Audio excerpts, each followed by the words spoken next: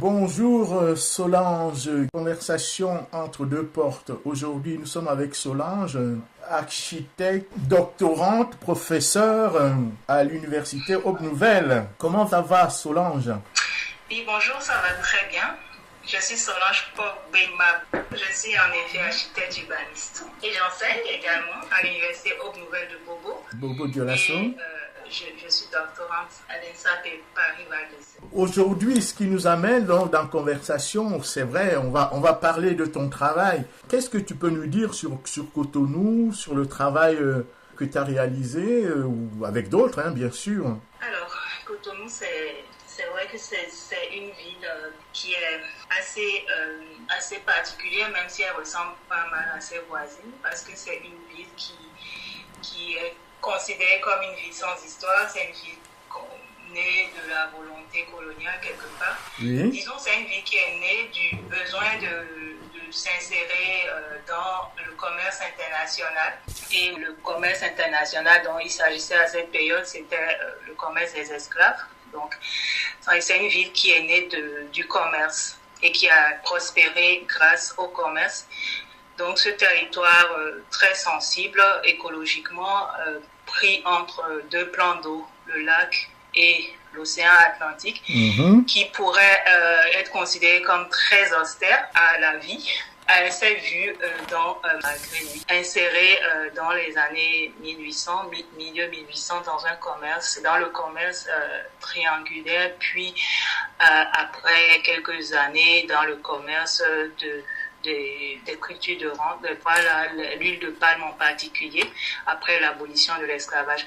Donc tout de suite, la ville de Cotonou, c'est une ville de business, business international, et c'est un peu ça qui a fait naître cette ville sur ce territoire très austère, comme je le disais, et qui l'a fait prospérer très vite dans des logiques de commerce international. Et c'est ce qu'est Cotonou depuis la naissance et jusqu'aujourd'hui d'ailleurs, une ville d'affaires. Oui. Oui, donc je disais que c'est dans cette démarche de logique de ville d'affaires qu'il faut voir Cotonou et pas forcément comme une ville historique, D'accord, ok. Culturelle et tout ça, voilà. Donc, quand on prend Cotonou comme une ville d'affaires, on comprend mieux ce que c'est. Moins exigeant D'accord, ok. sur les différentes orientations que prend la ville, en fait. D'accord. Donc là, ça c'est un bref rappel historique de Cotonou. Mais il y a Cotonou d'aujourd'hui et de Cotonou de demain, avec les enjeux que nous avons, que ce soit en Afrique de l'Ouest, en Afrique centrale ou en Afrique de l'Est. On dit Cotonou, voilà, il y a la lagune, il y a la mangrove, il y a tout ça. Donc comment Cotonou aujourd'hui vit avec ces questions de montée des eaux, préservation de la nature? Quelles sont les perspectives? Voilà, c'est peut-être le travail que tu as mené avec tant d'autres. Qu'est-ce que tu peux nous dire par rapport à ça, cette Cotonou d'aujourd'hui et de demain? La question écologique ne peut plus être occultée dans le développement urbain. Et d'ailleurs, elle a rattrapé Cotonou parce que cette ville, elle est entièrement minéralisée aujourd'hui et c'est ça qui, en fait, est à la base de beaucoup de problèmes d'inondation, notamment, qu'on rencontre au niveau de la ville. Et c'est une ville d'ailleurs qui a été considérée comme l'une des capitales mondiales qui pourrait disparaître d'ici les 30-50 prochaines années avec l'avancée, avec la montée des eaux de la mer. Voilà. C'est un peu ça. Donc du coup, ça a inspiré, enfin en tout cas c'était à la base d'une commande de l'État pour la réalisation d'un plan directeur d'urbanisme pour la ville de Cotonou, pour une ville de Cotonou résiliente face au changement climatique, une étude à laquelle j'ai contribué en tant qu'urbaniste chef de projet. Et là, c'était quand même assez... Le constat était fait, posé avec tous les experts.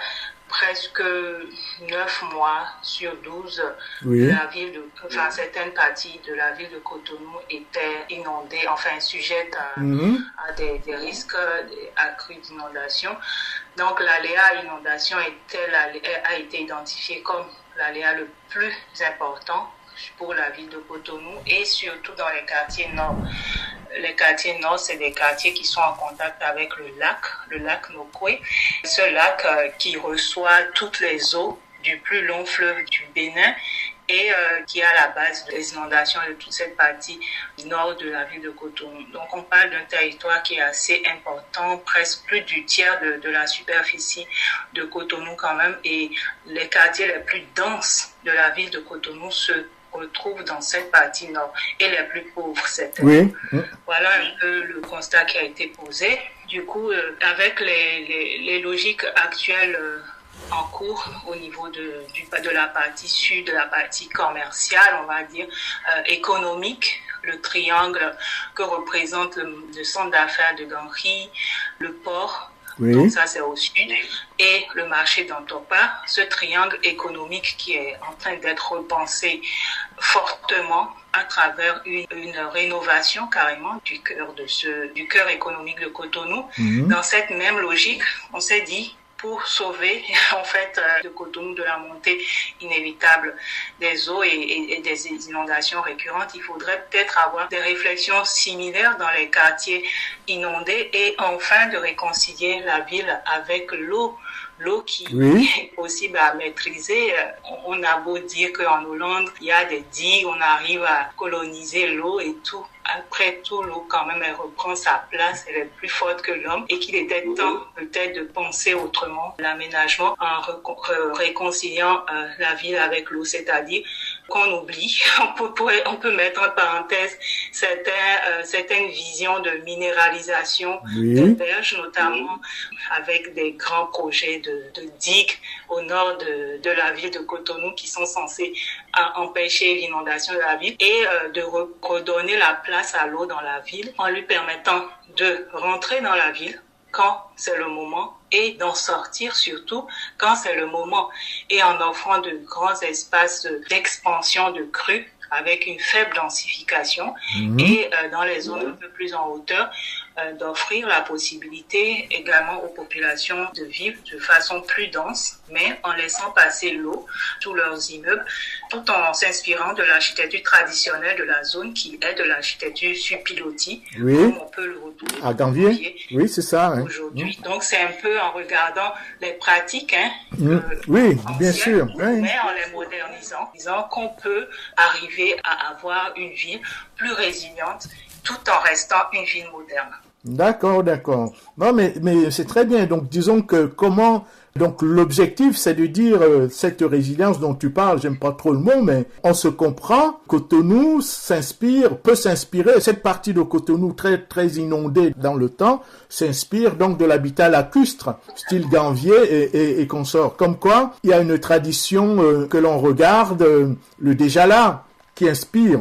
Et donc, alors, est-ce qu'il y a un objectif particulier dans ce projet où il en est aujourd'hui? Est-ce que il a commencé à être implanté ou bien les réflexions sont restées dans les tiroirs de l'administration ou de la municipalité de Cotonou? Où en est-il aujourd'hui ce plan directeur d'urbanisme objectif 2050? Comment il progresse aujourd'hui? Le plan d'urbanisme, l'échéance, c'est un peu plus tôt, c'est avant 2050. D'accord. 2040. Je pense que une étude pareille ne peut pas rester longtemps dans les tiroirs parce qu'elle a l'avantage d'avoir pris en compte tous les grands projets en cours qui étaient en cours à l'époque, donc tout ce qui est réhabilitation du centre d'affaires et la délocalisation du marché de Dantopa et d'autres grands projets qui étaient chers au gouvernement sortant.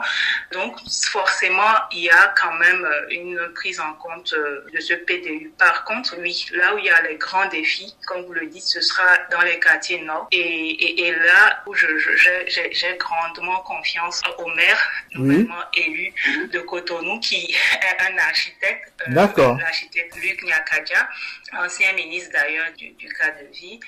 Donc, je pense qu'une étude pareille ne peut pas rester longtemps dans les tiroirs parce qu'elle a quand même des difficultés d'application parce que c'est des grands projets de restructuration, voire de rénovation de quartiers densément peuplés. Donc, c'est de gros défis sociaux.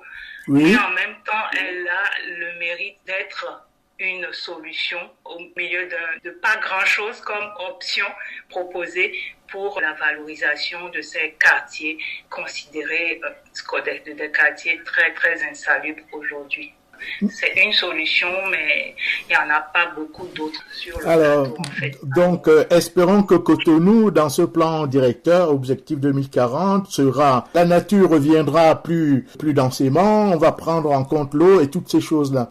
Mais au début de ton propos, donc, on disait que tu étais doctorante, mais aussi surtout enseignante à Bobo, à la faculté d'architecture de l'université Aube Nouvelle à Bobo Dioulasso, au Burkina Faso, hein. Donc, la question que je me pose aujourd'hui, comment on enseigne l'architecture au Burkina Faso avec l'idée qui est commune aujourd'hui de la recrudescence des traditions africaines? Et quelle est la part de l'architecture dans cette Afrique moderne qui s'inspire de la tradition? Comment on enseigne l'architecture aujourd'hui? Alors, question intéressante parce que il y a l'enseignement de l'architecture en Afrique subsaharienne est assez ancien, relativement, hein, par rapport à d'autres métiers enseignés sur place. Je pense que dans les années 70 déjà, avec les hameaux, ça a commencé en architecture et le modèle inter-État est très intéressant parce que il offre la possibilité à des étudiants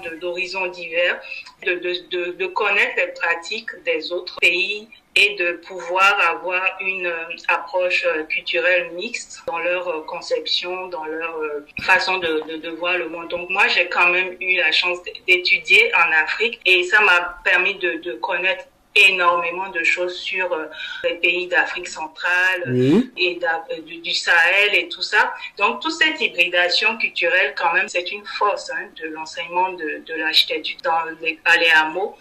Et aujourd'hui, après 50 ans, il est quand même temps autrement les choses et encore d'aller un peu plus loin. La seule transmission, même si dans un contexte culturel, il faut aller à une étape recherche.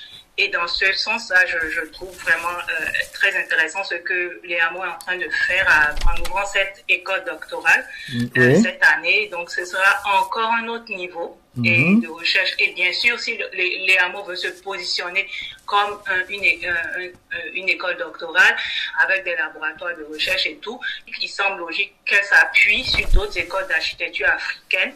Et dans ce sens-là, les autres écoles d'architecture existantes à Bobo, au Burkina, à Abidjan, au Cameroun, au Mali, je pense au Sénégal également, seront de vrais piliers, de vrais supports sur lesquels les hameaux peuvent s'appuyer pour avoir une école doctorante assez solide, avec des bases assez solides. Donc ça, c'est vraiment quelque chose que je tenais à saluer. Et moi, j'enseigne pour le coup à Bobo, donc à l'université Aube Nouvelle de Bobo Dioulasso au Burkina Faso. Et dans ce sens, vraiment, étant moi-même un pur produit de la formation et amour, de l'architecture, voilà, en Afrique, je sais pas vraiment de référence ailleurs, mais moi, je sais personnellement que ça m'a apporté en termes de connaissances ancrées dans les territoires. Mais par contre, ce que je trouvais quand même, je trouve aujourd'hui comme limite à cet enseignement, c'est qu'il y avait beaucoup de références qui étaient quand même déterritorialisées dans notre enseignement et ou alors des ouvrages, des recherches sur des terrains qui ne sont pas forcément les terrains africains. Et là, je pense qu'avec l'école doctorale de l'EAMO, ce sera un début de solution. Donc, nous, on essaye d'avoir quand même, après 50 ans, on a pas mal de données quand même localement qu'on peut exploiter, qu'on peut valoriser. Et on essaie de faire cela autrement, différemment. Donc moi, j'enseigne en licence et en master pour le coup.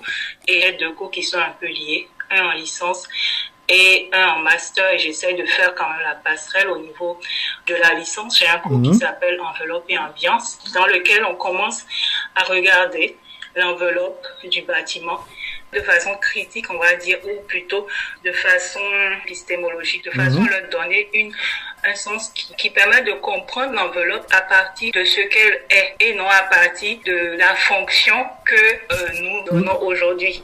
Je dis par exemple, un exemple concret, c'est par exemple un élément de l'enveloppe aussi banal qu'une fenêtre. Oui. Quand on regarde la fenêtre, on se pose jamais la question aujourd'hui en tant qu'architecte. En fait, c'est quoi une fenêtre pour nous en Afrique? Quand tu te poses la question, c'est quoi une fenêtre? Tu te dis, oui, ça sert à apporter la lumière, ça sert à ventiler et tout. Mais c'est quoi une fenêtre en Afrique avant la fenêtre ouvrant à la française ou à l'anglaise ou à l'italienne? Et là, c'est là que la question commence à être intéressante. Et moi, j'envoie systématiquement mes étudiants chez leurs grands-parents faire des recherches. Comment on dit fenêtre dans ta langue? Chez Peul, en Dioula ou en Bambara ou en Moré. Et là, c'est la partie la plus intéressante, c'est parce que il y en a qui reviennent me disent il n'existe pas fenêtre en fait dans ma langue. Voilà, donc là, c'est ça qui est intéressant. Et donc, ce retour à la tradition et aux langues, puisque ces traditions constructives, les langues de l'architecture en Afrique sont multiples, et en même temps les langages construits et les langues parlées pour dénommer l'architecture. Et je suis content que tu puisses me dire cela par ce retour à la tradition. Mais alors, aujourd'hui, ce retour à la langue et aux matériaux, est-ce un effet de mode? Y a-t-il un enracinement? Parce que tout à l'heure, tu me parlais d'écologie, mais alors tout ce travail sur la langue, comment, avec ce travail sur la langue, construit-on une architecture beaucoup plus ancrée dans les mémoires et même dans les usages et même dans la langue, puisque ce renouvellement de la langue, même s'il y a des emprunts, puisque tu me dis que dans certaines langues africaine, le mot fenêtre n'existe pas. Mais on l'a quand même emprunté puisque la chose existe, donc fatalement on va la nommer. Nomme-t-on dans une langue étrangère, une langue d'emprunt, une langue d'usage, et ainsi de suite. Comment cette architecture, une fois qu'on a nommé les choses, comment cette architecture est-elle amalgamée pour construire une architecture nouvelle? Est-ce qu'on est dans les frémissements? Y a-t-il un exemple de cette façon de construire que tu peux dire aujourd'hui qui existe au Burkina Faso, au Mali ou je sais pas, au Bénin ou au Togo? En fait, ce qui est intéressant en fait, c'est parce que c'est que les étudiants ils sont plus sensibles à concevoir de façon plus respectueuse du contexte, notamment le contexte climatique. Et c'est un peu du mimétisme, je dirais, où ils utilisent des concepts qui ne prennent pas forcément comme étant des concepts qui, à l'origine, étaient déjà là et qui s'expliquaient. En fait, ça devient tellement plus naturel quand ils comprennent à quoi sert, je dirais, une fenêtre. En réalité, c'est puits de lumière qui se dit en Dioula, ou alors trou d'aération. Le fenêtre, en fait, ça sert à apporter un peu de lumière dans la pièce et à faire sortir l'air chaud. Du coup, pour eux, concevoir un bâtiment aujourd'hui dans un contexte africain, ce sera pas d'avoir une baie vitrée avec une vue sur l'extérieur, mais l'usage de la fenêtre devient apporter de la lumière et sortir de la chaleur. Du coup, dans leur conception, ils sont beaucoup plus mesurés par rapport au côté thermique et tout ça. Ils arrivent à faire des choses qui fonctionnent et ils comprennent pourquoi ils le font. Parce qu'il faut dire, la question de la vue, c'est venu avec la colonisation. C'est les colons qui vendaient le pittoresque africain. Et avec des hôtels, des chambres, des vues sur la lagune, sur la mer. Voilà. La question de la vue, elle est venue avec l'architecture coloniale. Et traditionnellement, nous, en Afrique subsaharienne, c'était plutôt se préserver d'être vu dans ce sens-là. Oui, puisqu'on vivait dans la vue. Ce que les autres voyaient comme une vue, c'était le lieu de vie des gens, puisqu'on vivait dans un paysage. On était dans le paysage. On faisait partie du paysage qui était apprécié par les touristes. Voilà, c'est ça. Du voyeurisme, mais en tout cas, du coup, la vue, l'architecture coloniale, c'est une architecture de vue sur, alors que ça ne fait pas du tout partie de nos pratiques et de nos mœurs contemporaines même. Parce que derrière la grande vue, tu vois tout de suite le client, il te met plein de rideaux, mais en attendant, il a fait déjà rentrer toute la chaleur dans son bâtiment et ça ne fonctionne plus du tout. Après, il faut climatiser. Donc, c'est tout ça, en fait, qui est enseigné aujourd'hui. Déconstruire dans nos cours, en fait, avec les étudiants, pour qu'ils ne soient enfin, ils comprennent ce qu'ils font, en fait, et pour qui ils le font, pour créer vraiment des bâtiments qui ressemblent aux Africains et qui ont du sens également pour eux dans un monde contemporain. On ne veut pas retourner à la case non plus. Personne n'a envie de vivre dans la case traditionnelle. Aujourd'hui, on veut bien une cuisine moderne, on n'a pas envie de cuisiner sur 3 cailloux. Donc, on va pas faire une cheminée pour évacuer la fumée. Donc, on pensera plutôt la cuisine avec une paillasse, mais peut-être pas une paillasse à 90 cm du sol, mais une paillasse à 45 cm du sol, parce qu'on a envie de piler et qu'on ne peut pas piler debout sur une paillasse à 90. Il y a tous ces usages-là qui sont pris en compte. Ben écoute, on arrive quasiment à la fin de notre conversation. Que peux-tu nous dire donc s'il y a un sujet que tu aimerais évoquer qu'on n'a pas évoqué là, ou une question sur laquelle tu aimerais revenir par rapport à tout ce dont on a parlé? Tu as la parole, je te laisse quelques secondes pour conclure notre propos. Merci beaucoup donc pour l'invitation. Moi, j'encourage vraiment à rester très critique vis-à-vis des concepts quand on est concepteur et de ne pas prendre des choses pour acquises et de chaque fois quand on veut tracer une ligne de pouvoir penser les choses à partir de nous-mêmes et sans complexe. Voilà ce que je veux dire en guise de conclusion. Ben, merci beaucoup. C'était Conversation entre deux portes. On était à Cotonou, Bobo Dioulasso, Université Aube-Nouvelle, avec Solange Guigma Pogbe Mabou. Merci beaucoup. Je vous en prie, c'est moi qui vous remercie.